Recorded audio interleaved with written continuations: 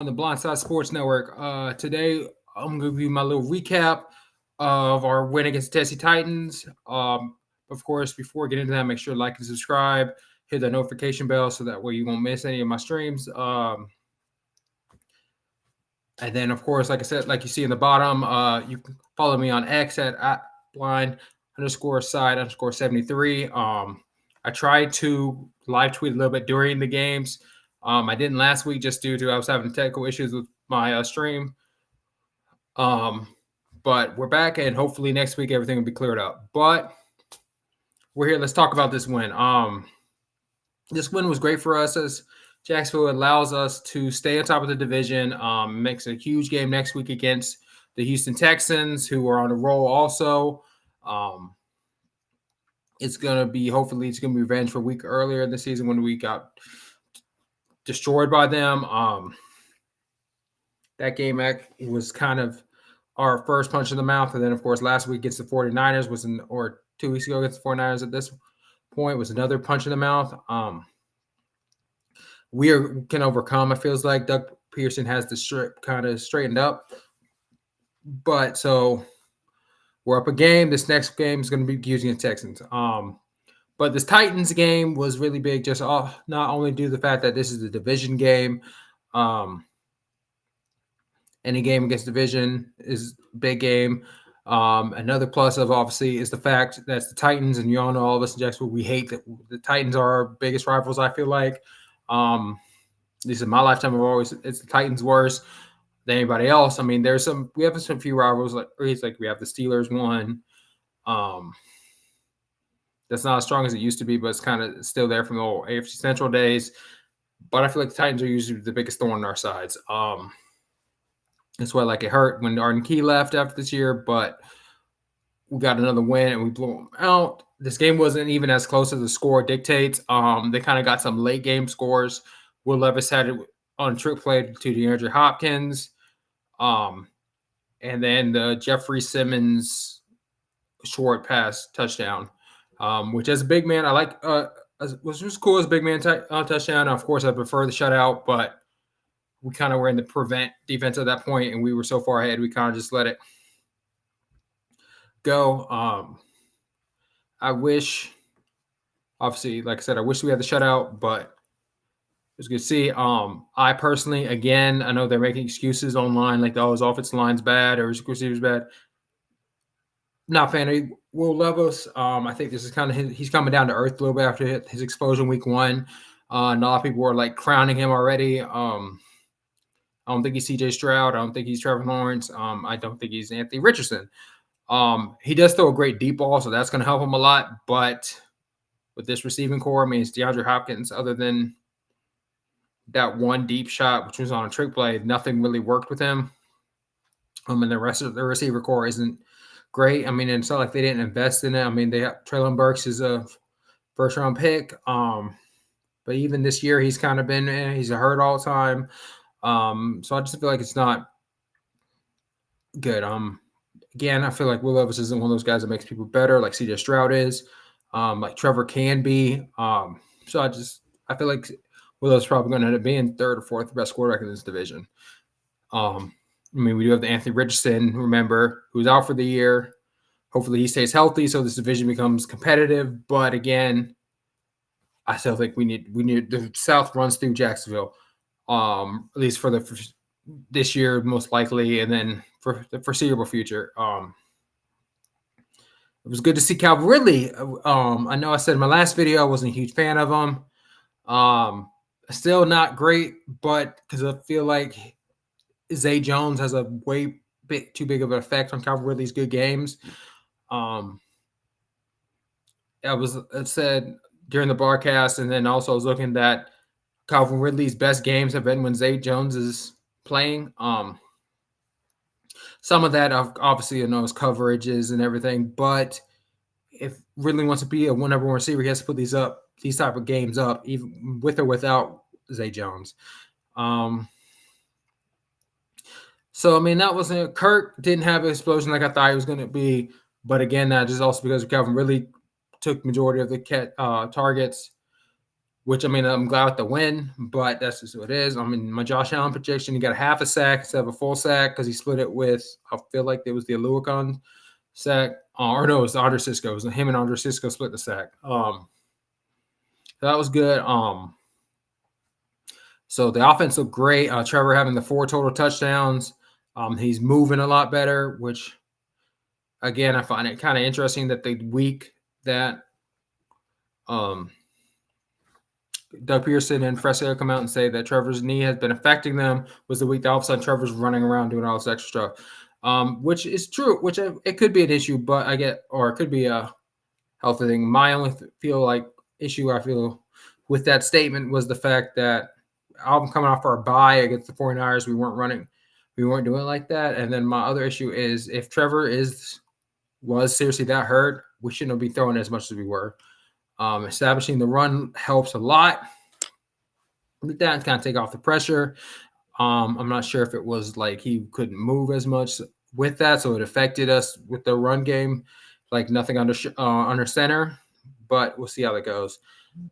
I also like to see that our offensive line looked a lot better. I think the only sack we gave up wasn't really it's a sack counts, but it was like one of those scrambling out of bound guy pushes you sacks. So that was good to see. All the stars were back. The offensive line. It did look like in the second half that Ezra Cleveland was coming in at guard, and the offensive line looked better. I mean, I'm on the record of saying I feel like Walter Little is our best left tackle, and I don't think he's a great guard. I think it was more of just one of those trying to get all the best players on the field at once.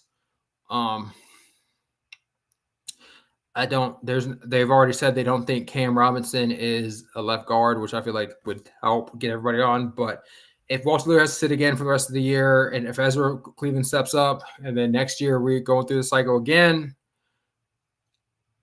I'm okay with it at this point. The most important thing is the run game is winning. If it takes Walter Little on the bench for Ezra Cleveland has to play in, let's do it. Because he was ranked as a top guard. The only reason he was even on the market was because Dalton Reisner, who the Vikings had picked up, was even better. Who, again, we were all speaking to go get Dalton Reisner, but we still got a good guard now, so everything should be okay there. The D-line, still we need more pass rush than we got. We disrupted Will Levis a lot, but I feel like I want more sacks actually on the ground. Because I think, especially early, we knew that Will Levis doesn't do great short stuff. It's his deep ball is his biggest thing. So if it was more shut off everything deep and everything was great, the only really big play for the Titans, so the game was kind of out of reach, was the end of round by David Moore for 38 yards. So that was something I feel like we need to watch a little bit. Josh Allen kind of just lost his gap slightly for it. So, I mean, but I feel like that's something that's easy to bring to fix, and then we can move on for that. Josh Allen he's our second best defensive player most weeks, third worst case when it between Foye, Luakon, and Darius Williams. But again, I feel like this is a guy we need to keep because when he's not on the field or when he's in coverage or something, our pass rush is very lacking. Because there's opportunities for Will Levis. He was just short on a couple plays, and then or sacks, turnovers, and everything. But it looks like the Titans couldn't stay on the field on third down, and then on their defense they couldn't get off the field on third down. They were always doing penalties or shooting themselves in the foot. So that was good to see. I know a lot of people are talking about, Trevor only beats up on the bad teams. He has a great record against the Titans the last 3 games, or 3 of the 4. So, I mean, 2 of his biggest games in his career been against the Tennessee Titans, which I love to see. Obviously, I feel like he may be taking a couple hits that he probably shouldn't have, but his scrambling and diving for the end zone a couple times was great to see. As like I said, like winning. So anything that takes us to win, let's do it. It wasn't the cleaning. It actually wasn't pretty bad with the penalties, which is good to see. there was the BS call with Chaseon's roughing the passer play, which I believe it was more Royal Robertson Harrison falling on top of him. I feel like Kayvon Chaseon did exactly what he was supposed to do. I think they just got the numbers flipped. Hopefully he doesn't get suspended for it, or not suspended, fined for it. But we'll see how it goes. Which led, of course, to their trick play, deep shot to DeAndre Hopkins for the touchdown. Cisco just kind of got caught flat-footed and then didn't see the ball in enough time, which is fine. Hopefully Tyson Campbell comes back soon and it stays healthy. So, I mean, I feel like that's going to help our corners a lot too, even though Tyson's not having his best year. But obviously, if you have two guys on the outside, it's going to help everybody hold up longer, get the pass rush there. Even though Busted Brown and Greg Jr., who I saw only a little bit, were holding their own. So I feel like that was good to see. So I feel like we'll have options in the near future when some of these guys' contracts are going to be up. And so we're going to have to reload with the young guys next year behind them. So everything there. For Luakon and Devin Lloyd doing their thing. Devin Lloyd led the team in tackles, which was good to see. I think both of them are going to be good for us as linebackers. I feel like Luakon's finally getting his turnovers and sack numbers to help him with Pro Bowl stuff. So he's not just getting tackles. So hopefully he'll get in the Pro Bowl. I could see us getting maybe 3 people in the Pro Bowl as of now, which obviously the Pro Bowl does not mean what it used to do, but every little bit helps. I feel like ETN was probably going to get in, who had a quiet day. I feel like Josh Allen should, and then one of our linebackers should. Darius Williams, I feel like, has the potential, but I also feel like he needs to get more turnovers. So, he had the picks. He has 3 interceptions, which is good for corner, but obviously in our smaller market, we're not going to get the big names unless someone explodes like ETN has been doing, or for Luakin getting his turnover numbers and sack numbers up. So that's good to see. So hopefully they get making the Pro Bowl. The Tank Bigsby looks like he's now the 3rd running back, which I've said on both here in previous shows. I think he is the 3rd back. I feel like Dearness Johnson is a better running back, which Dearness Johnson has been playing like the better running back now, which is awesome. He's finally getting some carries. He's running hard. I mean, he had the little 30-plus yard catch a run after Trevor on 4th down, which Trevor threw it up to him because the Titans, again, looks like their weakness is they're not functioning sound. The guy who was in coverage on Johnson went for Trevor. Trevor threw it over top. Johnson was gone all the way down. So that's good to see. I feel like all of our receivers are willing blockers. So that I feel like that helps bring him some too. Zay Jones was kind of leading the way. If there was one guy left that decided to make the tackle, otherwise that's a touchdown. But then of course Trevor throws a touchdown to cover, or was it? That was his rushing touchdown soon after. So that was good to see. Like I said, the running game looks fine. I know we're trying to not run ETN into the ground. So that's good. So now we have a reliable backup, which is Tank Bigsby, which is not Tank Bigsby, even with Dearness Johnson. I know JaMychal Hasty got picked up, so he's gone. I think by New England, I think picked him up. So he won't be returned to like the practice squad on this team. So unfortunately, someone just takes your spot, Hasty. I mean, it was good seeing you in Duval.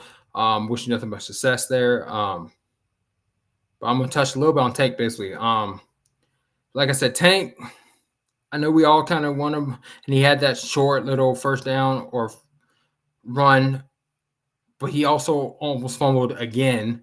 It went out of bounds after he was already down, luckily, but his ball control is really bad. And then, of course, on his special teams, he jumped off sides, which led to the Titans having a 4th and 1 as opposed to a 4th and 5 or 4th and 6. So, of course, they went for it and were able to get it with Derrick Henry, so the defense has to be on the field longer. I feel like Tank needs to just be on teams for a minute. He may have like a thing like last year where with ETN, how ETN had a bad or not bad fumbling issue, and now it's completely cleared up. So we'll see how that goes. Maybe it's just like the speed just hits him. He needs a year, which is fine. But of course, he's just not the back we thought we were getting early. At this rate, he's almost playing a little bit better, but not a lot. But he's almost at the level of Snoop Connor last year, the goal line back who didn't do what we thought he was going to do. But hopefully everything gets cleared up and we just continue to win. So that's really it. I really had to touch on this recap.